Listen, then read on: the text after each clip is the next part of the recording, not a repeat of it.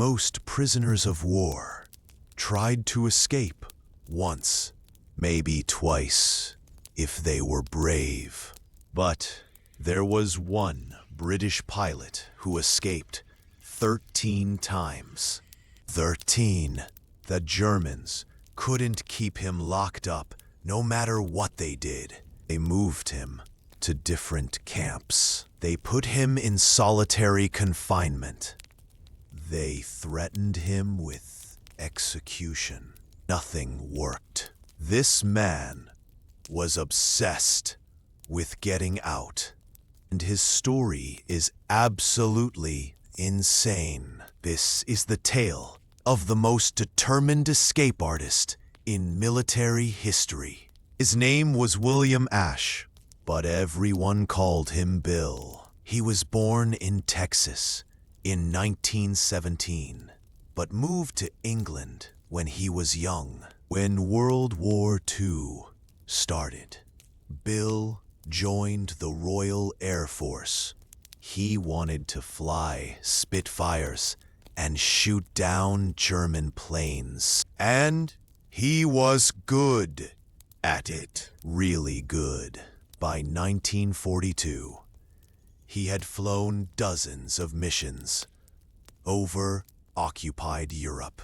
But on March 24th, 1942, his luck ran out. He was flying over France when German fighters jumped him. They shot his plane to pieces. Bill had two choices: go down with the plane or jump.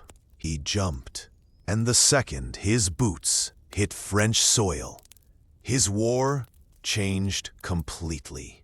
He was now a prisoner, and Bill Ashe did not handle being a prisoner very well. The Germans captured him within hours. They searched him and took everything except his clothes. And they threw him in a truck and drove him to a temporary holding camp. Bill looked around at the guards and the fences and the barbed wire, and he immediately started planning his first escape. He didn't even wait a full day. That night, he snuck away from the other prisoners and crawled toward the fence. He made it about 50 yards before a guard spotted him and fired a warning shot. Bill froze. Guards dragged him back and threw him in a cell. His first escape attempt had failed. Bill didn't care. He was already planning the second one. The Germans moved him to a more secure camp called Stalag Luft 3. This was a camp specifically for captured airmen. The security was intense. Double fences topped with barbed wire. Guard towers every 100 yards. Searchlights that swept the camp all night. Dogs that could smell a man from half a mile away. The Germans thought nobody could escape from Stalag Luft 3. They were wrong. Bill started studying the camp. The moment he arrived, he watched the guards. He timed their patrols. He looked for weak spots, and he found one. There was a gate that supply trucks used. If he could hide in a truck, he could ride right out of the camp. So that's exactly what he tried. Bill waited until a garbage truck came to pick up trash. When the guards weren't looking, he climbed into the back and buried himself under the garbage. The truck drove toward the gate. Bill held his breath. The truck stopped at the checkpoint. A guard walked around it, doing a routine inspection. Bill stayed completely still, under the rotting food and filth. The guard looked in the back of the truck. He didn't see anything suspicious. He waved the truck through. Bill couldn't believe it. He was outside the camp. He was free. The truck drove for about 10 minutes. Then, Bill jumped out and ran into the woods. He had no map, no compass, no food. But he had escaped, and he felt amazing. He stayed free for 3 days. He walked at night and hid during the day. He stole food from farms. He tried to head west toward France, but Germany is a big country, and Bill didn't speak German. On the 3rd day, a farmer spotted him and called the police. The police caught him and brought him back to Stalag Luft 3. The commandant was furious. He put Bill in solitary confinement for 2 weeks. Dark cell. No contact with other prisoners. Bread and water only. The Germans thought this would break his spirit. It didn't. The day Bill got out of solitary, he started planning escape number 3. This time, he tried to cut through the fence. He made a tool out of a piece of metal he found in the yard. Every night, he would sneak to the fence and cut a few strands of wire. It took him 2 weeks, but he finally made a hole big enough to crawl through. He waited for a cloudy night when the searchlights couldn't see as well. And he crawled through the hole and ran. He made it about 5 miles before the dogs found him. The Germans were getting annoyed. They put him in solitary again, this time for a month. And they warned him that if he tried again, they might shoot him. Bill didn't care. A month later, he tried again. Escape number 4 was a tunnel. Bill and 3 other prisoners dug under their barracks. They used spoons and pieces of wood. They dug for 2 months.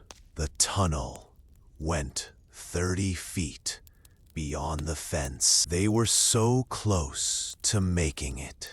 But the night before they planned to escape, a guard discovered the tunnel during a random inspection. The Germans filled it with concrete. Bill went back to solitary. Are you seeing a pattern here? Bill would escape, get caught, go to solitary, come out, escape again. The other prisoners thought he was crazy. The Germans thought he was impossible. But Bill just kept trying. Escape 5 was hiding in a laundry cart. Caught. Escape 6 was impersonating a German guard. Caught. Escape 7 was another tunnel with different prisoners. Caught. Each time, Bill learned something new. Each time, he got a little bit further. And each time the Germans got more frustrated. They moved him to a different camp, thinking maybe that would stop him. It didn't. Bill escaped from the new camp within a week. stole a bicycle and made it 40 miles before they caught him. Back to solitary. The thing about Bill was that he wasn't just brave. He was smart. Every escape taught him something. He learned which guards were lazy. He learned when the patrols changed shifts. He learned how the dogs tracked scents and how to avoid them. He learned basic German so he could read signs and ask for directions. He was turning himself into a professional escape artist. And the Germans were terrified that one day he might actually make it. Escape number 10 was his most elaborate yet. Bill and a group of prisoners built fake German uniforms. They made them from stolen blankets and dyed them with crushed berries and dirt. They looked terrible up close, but from a distance they might work. The plan was to walk out the front gate, dressed as guards, escorting prisoners to a work detail. It almost worked. They made it to the gate. Guard there looked at them suspiciously. He asked a question in German. Bill answered, but his accent was wrong.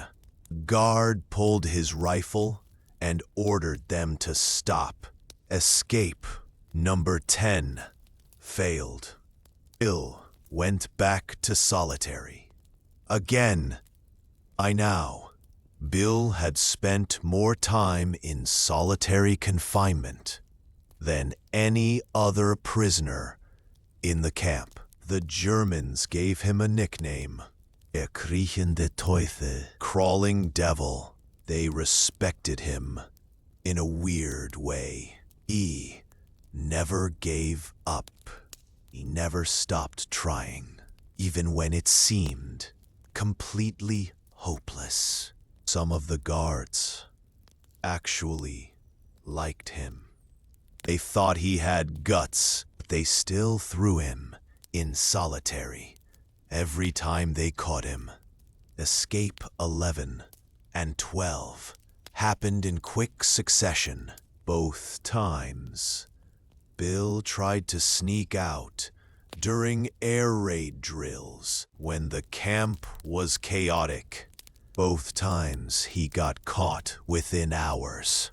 The Germans were running out of patience. The camp commandant called Bill into his office. He told Bill that the next time he tried to escape, they would shoot him. No warning, no trial, just a bullet.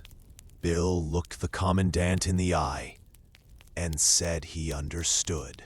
Then he went back to his barracks and started planning escape number 13. This time, Bill decided to go big. He joined a massive escape plan that involved over 200 prisoners. They were digging 3 tunnels simultaneously. Tom, Dick, and Harry. The idea was that even if the Germans found one tunnel, the other 2 would still be active. Bill worked on Tunnel Harry. For months, they dug. They built an entire underground network with air shafts and supports and even electric lights. It was the most ambitious escape plan in the history of the war. And on the night of March 24th, 1944, exactly 2 years after Bill was shot down, they were ready to go. The plan was for 200 men to escape through Tunnel Harry in one night. But things went wrong immediately. The tunnel came up short Instead of emerging in the woods, it came up right next to a guard tower. Only 76 men made it out before a guard spotted someone climbing out of the hole. The alarm went off. Searchlights flooded the area. Dogs started barking. Bill was number 87 in line. He never made it into the tunnel. The escape was over. What happened next was a tragedy. Hitler was enraged when he heard about the mass escape. He ordered that 50 of the 76 escaped prisoners be executed. The Gestapo hunted them down and shot them. Only 3 men made it to safety. The rest were either executed or sent back to the camp. Bill survived because he never made it out, but he lost friends. Good men who just wanted to go home. The executions changed everything. After that, the prisoners stopped trying major escapes. The risk was too high. Bill spent the rest of the war in captivity. He never got his 14th escape, but he never stopped thinking about it. When the Allies finally liberated the camps in 1945, Bill walked out a free man. He had survived years of imprisonment, years of solitary confinement, 13 escape attempts, and he was still alive, one breath at a time. After the war, Bill moved back to England. He became a writer and a screenwriter. He wrote about his experiences as a prisoner. He never forgot the men who died trying to escape, and he never regretted trying. Because in Bill's mind, giving up meant letting the Germans win, and he refused to let that happen. Bill Ash died in 2014 at the age of 96. He lived a long life, but the thing people remembered most about him was his time as a prisoner. 13 escapes, 13 failures, but also 13 moments of absolute courage. Most people would have given up after 1 or 2 tries. Bill tried 13 times. That's not just bravery. That's obsession. That's refusing to accept defeat, no matter how impossible the odds. And that's why Bill Ash is remembered as the greatest escape artist of World War II. If this story inspired you, smash that like button and subscribe for more incredible war stories. Who's your favorite World War II hero? Let me know in the comments. Thanks for watching.